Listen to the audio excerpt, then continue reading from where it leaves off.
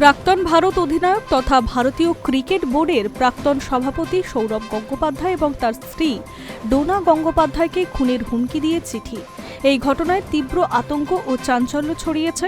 সৌরভ ও ডোনা উভয়ের নামেই এই প্রাণনাশের হুমকি চিঠি পাঠানো হয়েছে বলে জানা গিয়েছে। সূত্রের খবর, গত প্রায় 6 মাস ধরে সৌরভের ঠিকানায় নিয়মিত কিছু রহস্যময় চিঠি আসছিল। তবে প্রথম দিকে বিষয়টিকে কোনো অতি উৎসাহিত অনুরাগীর খামখেয়ালিপনা বা সাধারণ চিঠি মনে করে বিশেষ গুরুত্ব দেওয়া হয়নি। কিন্তু সোমবার ফের নতুন একটি চিঠি পাঠানোর পর পরিস্থিতি জটিল আকার ধারণ করেছে। চিঠির বিষয়বস্তু দেখে স্তম্ভিত হয়ে যান সৌরভের অফিসের কর্মচারী। সৌরভ গঙ্গোপাধ্যায়ের দফতরে আসা বিতর্কিত চিঠিটি সম্পূর্ণ ইংরেজিতে লেখা এবং তাতে অত্যন্ত কড়া এবং আক্রমণাত্মক ভাষায় সৌরভ এবং তার স্ত্রী ডোনার মারাত্মক ক্ষতি করার সরাসরি হুমকি দেওয়া হয়েছে।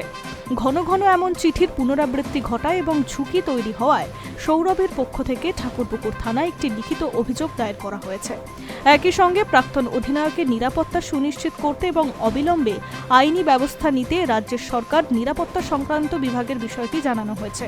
ঘটনার প্রাথমিক তদন্তে পুলিশ জানতে পেরেছে, উত্তর 24 পরগনার বেলঘড়িয়ার বাসিন্দা অরুণ কুমার নামের এক ব্যক্তির নাম ব্যবহার করে কুরিয়ারের মাধ্যমে বারবার এই হুমকি চিঠিগুলো সৌরভের ঠিকানায় পাঠানো হচ্ছিল। প্রকৃতপক্ষে ওই ব্যক্তিকে চিঠিগুলি পাঠাচ্ছিলেন নাকি তার নাম ভাঙিয়ে অন্য কেউ এই ষড়যন্ত্র রচনা করছে তা খতিয়ে দেখতে কুরিয়ার সার্ভিস এবং এলাকার সমস্ত সিসিটিভি ফুটেজ খতিয়ে দেখছে ঠাকুরপুকুর থানার পুলিশ। High news network.